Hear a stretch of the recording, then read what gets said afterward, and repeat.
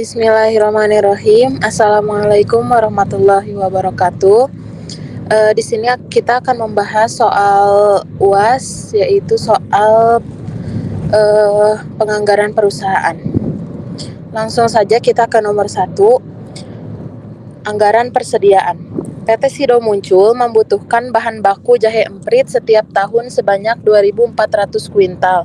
Sedangkan biaya pesan $300 per sekali pesan dan biaya simpannya $4 per kuintal. Sedangkan lead time-nya itu 25 hari serta safety stock-nya itu 40 kuintal. Soal yang A, buatlah tabel anggaran persediaan sehingga ditemukan biaya yang paling efisien. Dan buat yang B itu, berapa kali tingkat pemesanannya dan berapa kuintal per sekali pesan untuk mendapatkan biaya yang paling efisien. Yang C, hitunglah dengan metode Economic of Order Quantity atau EOQ. Yang D, apakah metode EOQ masih relevan untuk menghitung pemesanan yang paling efisien? Kemudian yang E itu, kapan reorder point-nya atau ROP atau pemesanan kembali. Kemudian yang F, kalau ada diskon harga pemesanan 0 kuintal sampai 499 kuintal, harganya $10, dan 500 kuintal sampai 999 kuintal, harganya $9,8. Kemudian untuk pemesanan 1000 sampai 1999 kuintal itu harganya $9,7, dan di atas 2000 kuintal itu harganya $9,6. Buatlah anggaran persediaan setelah ada diskon sehingga ketemu pembelian yang paling efisien. Dan soal yang G itu, apakah rumus EOQ masih berlaku? Kita langsung saja lihat jawabannya. Nah, untuk nomor 1 yang A itu kita buat tabel anggaran persediaan. Di sini keterangannya ada inventory, average inventory, ordering cost, sama carrying cost dan TIC. Kemudian ke pinggirnya ini ada tingkat pemesanan, ada 1 kali sampai 6 kali. Untuk yang 1 kali ini inventorinya dimasukkan 2.400 sesuai dengan yang soal, yaitu persediaan jahe empritnya itu 2.400. Kemudian average inventorinya itu dihitung dari inventory atau persediaan dibagi 2. Jadi dari pemesanan 1 kali ini inventorinya 2.400 itu dibagi 2 untuk menemukan average inventorinya, yaitu sebanyak 1.200. Kemudian ordering cost-nya itu 300 per sekali pesan. Nah, untuk ordering cost yang di tingkat pemesanan 1 kali ini sesuai dengan yang ada di soal, karena di soal itu diketahui bahwa biaya pemesanan setiap sekali pesannya itu 300. Nah, di sini masukkan ordering cost-nya itu 300. Kemudian carrying cost-nya itu yaitu biaya simpan. Biaya simpan yang ada di soal itu $4 per kuintal. Nah, $4 itu tuh kita kalikan dengan average inventory. Maka untuk 1 kali pemesanan ini carrying cost-nya itu 1.200 dikali $4. Harganya 4.800. Dan untuk TIC-nya itu ordering cost ditambah dengan carrying cost. 300 ditambah 4.800 hasilnya 5.100. Untuk selanjutnya yang 2 kali pemesanan ini inventorinya 1.200. 1.200 itu dicari dari inventory yang 1 kali pemesanan yaitu 2.400 dibagi dengan 2. 2 itu dari tingkat pemesanannya karena 2 kali pemesanan, maka dibagi 2, yaitu hasilnya 1.200. Nah, untuk average inventory yang 2 kali pemesanan ini dari inventory 2 kali pemesanan yaitu 1.200 dibagi 2, yaitu 600. Dan ordering cost-nya itu 300 dikali 2. 2 itu karena 2 kali pemesanan dan 300 itu dari soal, yaitu biaya pemesanan setiap kali pesan harganya 300 dan dikali dengan 2, maka hasilnya 600. Kemudian carrying cost-nya itu kita cari dari $4 yang ada di soal, yaitu biaya simpannya biaya simpannya itu $4 dan kita dikalikan dengan average inventory-nya 600. Maka $4 dikali 600 hasilnya 2.400. Kemudian TIC untuk 2 kali pemesanan ini 3.000, yaitu dari ordering cost ditambah dengan carrying cost yang 2 kali pemesanan. Selanjutnya untuk yang 3 kali pemesanan ini inventory-nya itu 800. 800 itu dicari dari 2.400, yaitu persediaan awal yang ada di 1 kali pemesanan itu dibagi dengan 3 karena 3 kali pemesanan. Maka hasilnya 800. Kemudian average inventory-nya itu 400. 400 itu dari 800 dibagi dengan 2. Dan ordering cost-nya itu 900, yaitu dari 300 dikali 3 karena 3 kali pemesanan maka dikalinya 3. Dan untuk carrying cost-nya itu 1.600, yaitu dari $4 harga simpannya dikali dengan average inventory yang 3 kali pemesanan ini. Maka 4 dikali 400 hasilnya 1.600. Dan untuk TIC-nya itu ordering cost ditambah dengan carrying cost yang 3 kali pemesanan. Hasilnya 2.500. Selanjutnya 4 kali pemesanan. Untuk inventory-nya itu 600. Dilihat dari 600 itu kita bisa hitung dari 2.400, yaitu persediaan yang 1 kali pemesanan. Kemudian dibagi 4 karena ini kita akan memesan dengan tingkat pemesanan 4 kali. Selanjutnya average inventory dari 4 kali pemesanan itu 300, yaitu dari 600 dibagi 2. Ordering cost-nya itu 1.200, yaitu dari harga pemesanan 300 dikali dengan 4, yaitu 1.200. Dan carrying cost-nya itu 1.200. Dilihat dari $4, yaitu biaya simpan yang ada di soal, kemudian dikali dengan average inventory dikali 300, hasilnya 1.200. Dan kita cari TIC-nya, yaitu ordering cost dan carrying cost-nya ditambahkan dari 4 kali pemesanan ini, maka hasilnya 2.400. Untuk yang tingkat pemesanan 5 kali dan 6 kali bisa dilihat di tabel. Maka di sini kita sudah menemukan biaya yang paling efisiennya itu ada di 4 kali pemesanan, yaitu dengan biaya 2.400, dan untuk pemesanan sekali pesan persediaannya itu 600. Kita jawab untuk soal yang B itu, lihat di tabel nomor 1.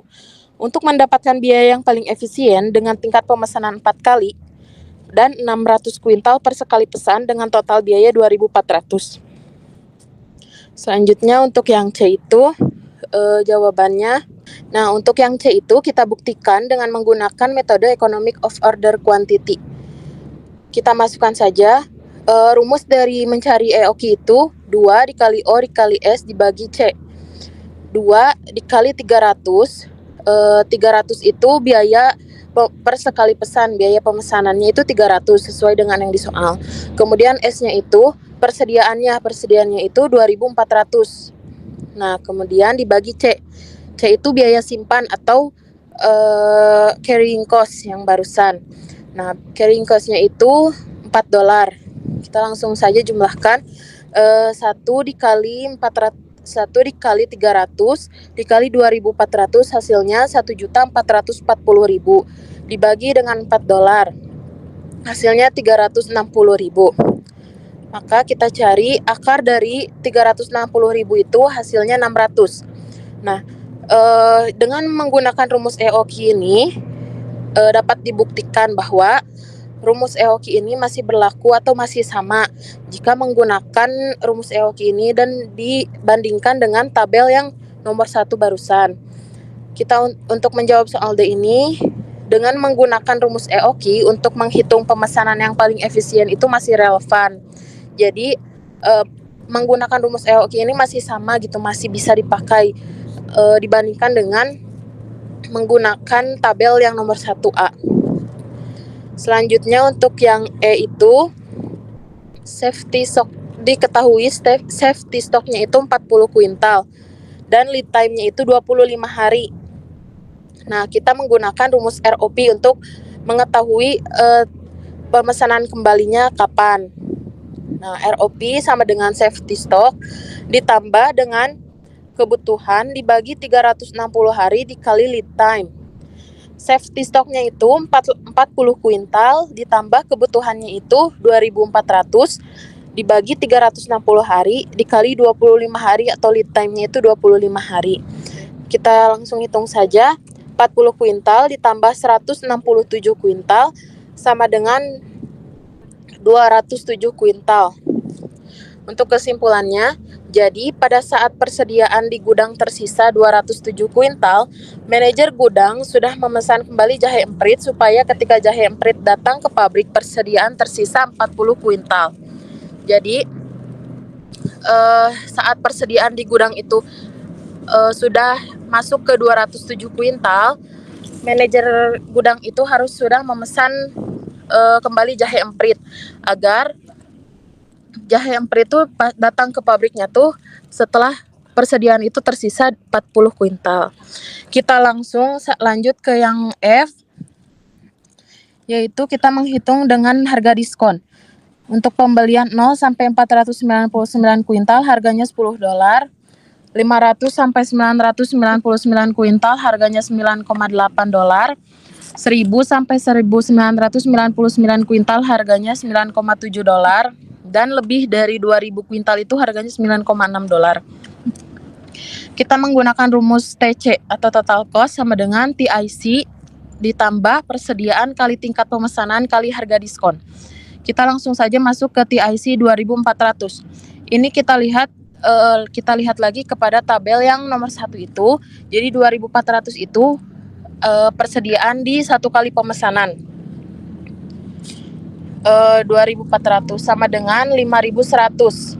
TIC dari satu kali pemesanan ini 5100, bisa dilihat di tabel yang nomor 1A. 5100 ditambah persediaannya 2400 dikali tingkat pemesanan, yaitu satu kali pemesanan, maka masukkan 1, kemudian dikali harga diskonnya, yaitu $9,6.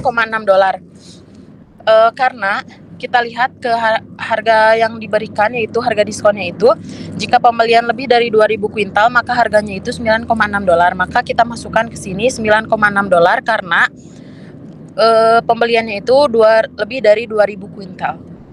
Kemudian kita langsung jumlahkan 5.100 ditambah 23.040 hasilnya 28.140. Lanjut ke yang dua kali pemesanan, yaitu 1.200. TC 1.200 sama dengan 3.000. 3.000 itu TIC dari pemesanan 2 kali.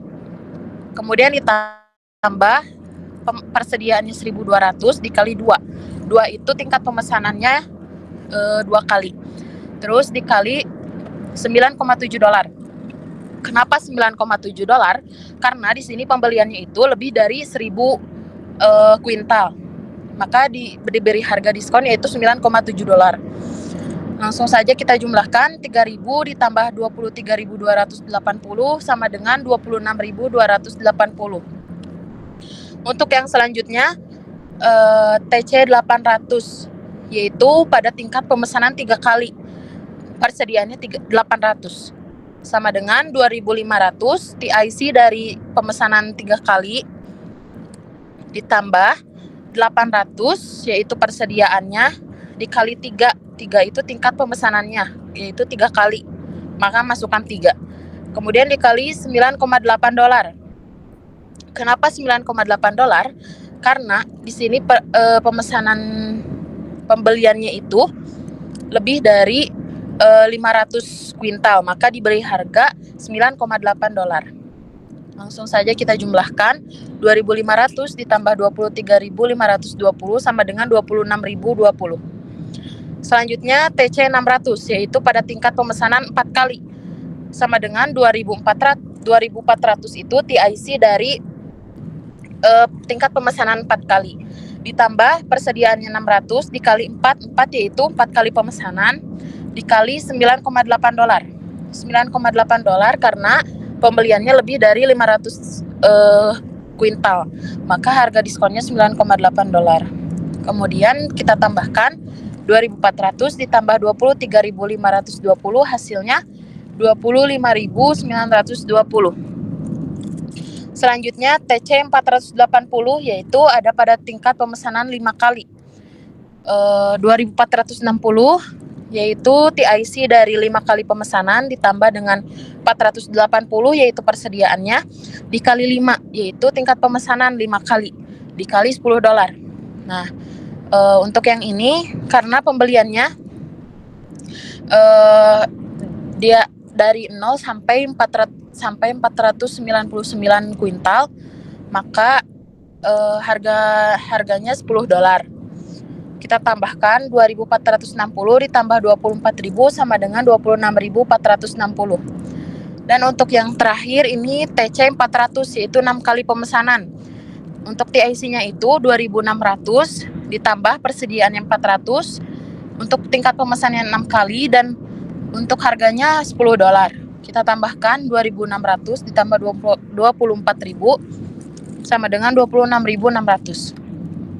Nah, di sini sudah diketahui bahwa pembelian yang paling efisien setelah ada diskon itu pada 600 kuintal per sekali belinya dengan biaya 25.920. Langsung ke ke soal yang G. Rumus EOKI tidak bisa dipakai setelah adanya diskon karena adanya perubahan harga. Kelemahan dari rumus EOKI yaitu harga bahan baku harus sama. Jadi ketika diberi harga diskon itu tidak bisa menggunakan rumus EOKI kembali karena untuk menggunakan rumus EOKI itu harga bahan bakunya itu harus sama, nggak bisa beda-beda kayak gitu. Makanya kenapa setelah ada diskon rumus EOKI tidak bisa dipakai kembali. Selanjutnya kita lanjut ke nomor 2.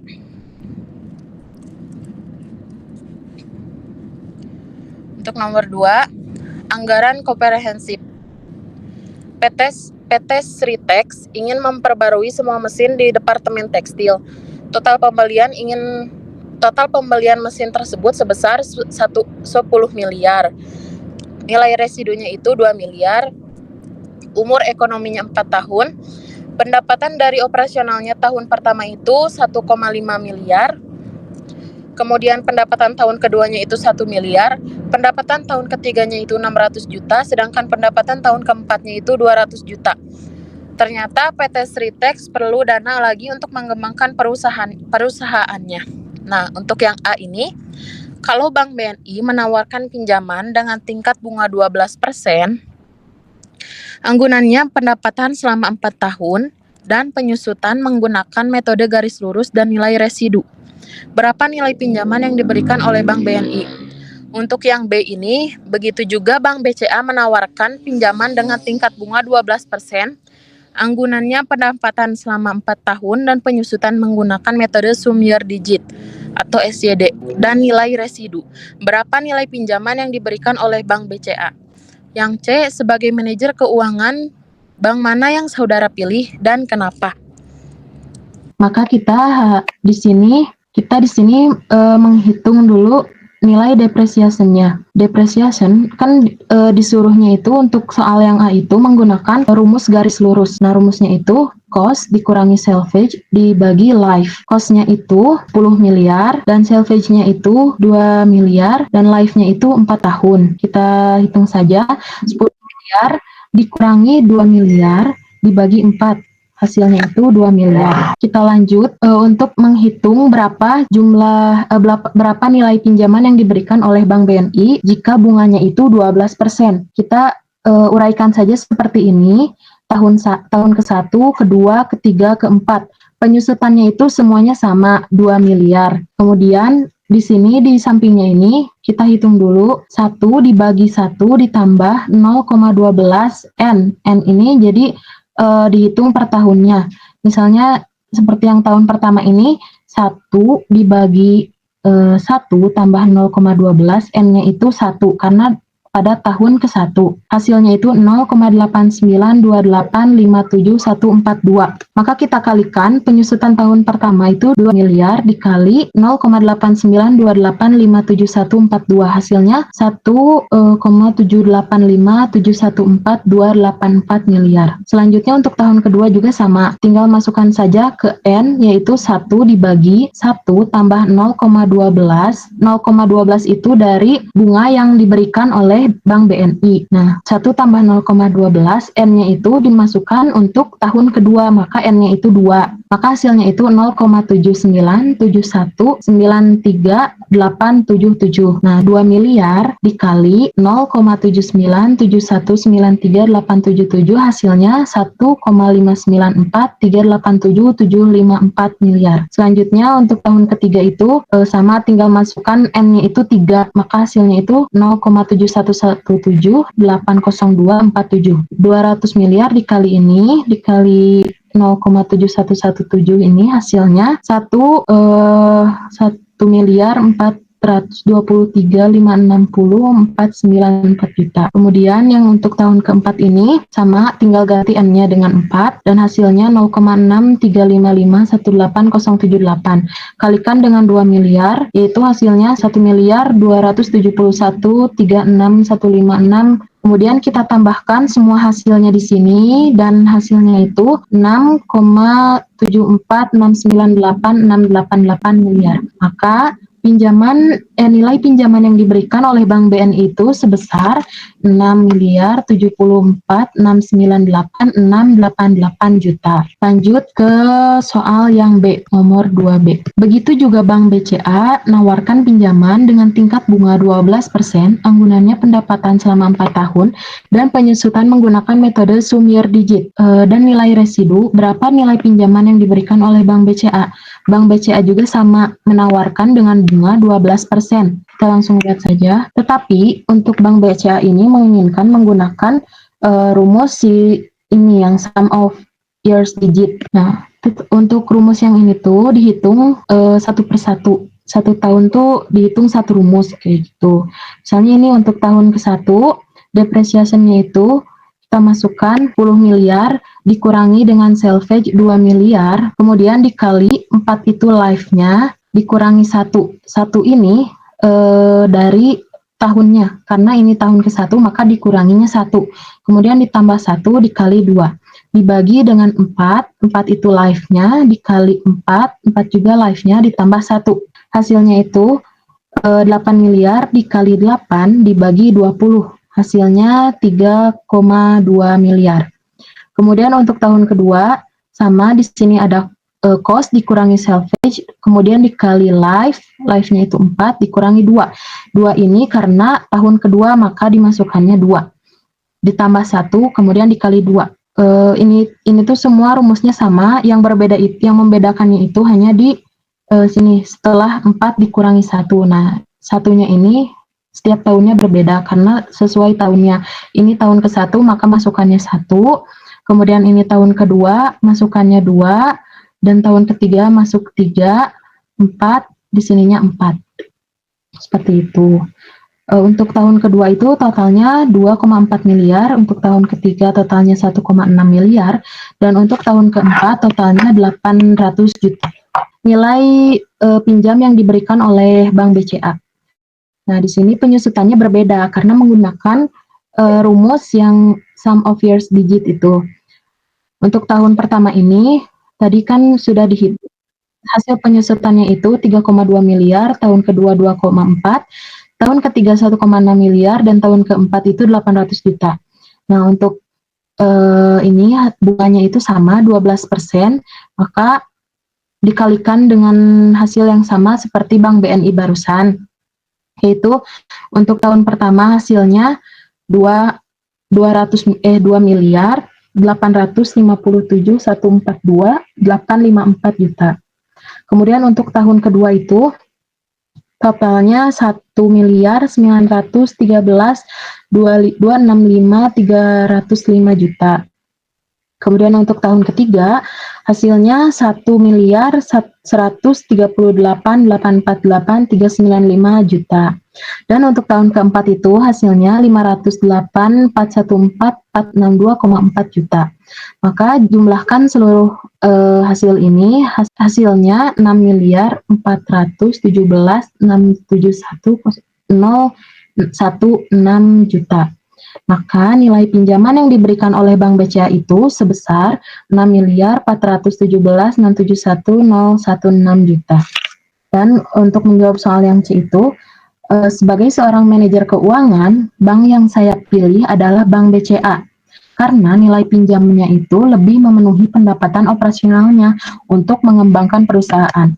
Kan barusan di soal itu diketahui pendapatan operasional yang perusahaan tersebut miliki kurang untuk mengembangkan perusahaannya, maka untuk memenuhi pendapatan operasionalnya itu perusahaan lebih baik meminjam kepada Bank BCA dengan nominal yang lebih besar daripada Bank BNI. Nomor 3 itu soalnya PT Nayatek setiap tahunnya mempunyai pendapatan 450 juta selama 5 tahun yang akan datang. Apabila pendapatan tersebut didepositokan, berapa jumlah depositonya selama 5 tahun kalau tingkat bunganya 9%? Kan ini diketahuinya setiap tahunnya itu 450 juta. Maka kita menggunakan rumus yang nilai yang akan datang dengan anuitas. Karena mencari nilainya itu secara terus-menerus setiap tahunnya kayak gitu. Kita diketahui PO-nya itu sama dengan 450 juta, I itu bunga sama dengan 9%, dan N itu jangka waktunya 5 tahun. Kemudian ditanyakan jumlah deposito selama 5 tahun. Jawabannya PN sama dengan PO dikali 1 ditambah I pangkat N dikurangi 1 dibagi I. PO-nya itu 450 juta, kemudian 1 ditambah 0,09, 0,09 itu dari 9%, kemudian kita masukkan N-nya itu 5 tahun, dikurangi 1 dibagi 0,09. Hasilnya 380.779 juta dibagi dengan 0,09. Hasilnya 2,693.119.775 miliar. Maka jumlah deposito selama 5 tahun dengan tingkat bunga 9% itu sebesar 2,693.119.775 miliar. Kita lanjut ke soal terakhir. Kramajati membeli 8 bus pariwisata dengan harga per busnya itu 1 miliar. Nilai residunya 200 juta per bus. Umur ekonomisnya itu 4 tahun. Berapa nilai penyusutan apabila dinilai sekarang dengan metode garis lurus apabila rata-rata bunga di bank itu 8%? Sama kita hitung seperti yang soal nomor 2. Diketahui cost-nya itu 1 miliar, kemudian salvage-nya itu 200 juta, life-nya itu 4 tahun, dan bunganya 8%. Ditanya berapa nilai penyusutan apabila dinilai sekarang dengan garis lurus. Maka kita di sini menggunakan rumus garis lurus, penyusutan garis lurus. Tetapi karena membelinya itu 8 bus, dan harga cost-nya itu per 1 bus, maka kita kalikan dulu dengan 8 bus. 8 bus ini dikali 1 miliar sama dengan 8 miliar, kemudian 8 bus ini dikali salvage. Karena kan salvage-nya itu per 1 bus juga, maka dikalikan 8, hasilnya 1,6 miliar. Kita langsung masukkan saja ke rumus, yaitu depreciation cost dikurangi salvage dibagi 4 itu life. Hasilnya 1,6 miliar. Kita hitung lagi karena ada bunganya, maka tahun 1, 2, 3, 4, dan penyusutannya semua sama. Karena ini menggunakan metode garis lurus, maka penyusutannya semuanya sama, dikalikan dengan 1 dibagi 1 tambah 0,08. 0,08 ini dari bunga bank. 0,08 ini 8% bunga bank. Kemudian dipangkatkan N itu sesuai tahunnya. Misalnya tahun pertama maka dipangkatkannya 1, tahun kedua dipangkatkannya 2, tahun ketiga dipangkatkannya 3, tahun keempat dipangkatkannya 4. Langsung saja ke hasilnya. Tahun pertama itu hasilnya 1,481.480 miliar. Yang kedua itu 1,371.742.112 miliar. Dan yang ketiga itu 1,270.131.586 miliar, dan yang keempat itu 1,176.047.763 miliar. Maka kita jumlahkan seluruhnya, hasilnya itu 5.299.402.941 juta. Maka, nilai penyusutan apabila dinilai sekarang dengan menggunakan metode garis lurus sebesar, nah ini penyusutannya itu yang dihitung ini yang depresiasan. Hasilnya itu 1,6 miliar. Dan apabila rata-rata bunga di banknya itu 8%, dan jika apabila rata-rata bunga di banknya itu 8%, maka nilainya itu sebesar 5,299402941 miliar. Cukup sekian penjelasan dari saya. Mohon maaf bila banyak salah kata dalam penyampaiannya. Billahi taufiq wal hidayah. Wassalamualaikum warahmatullahi wabarakatuh.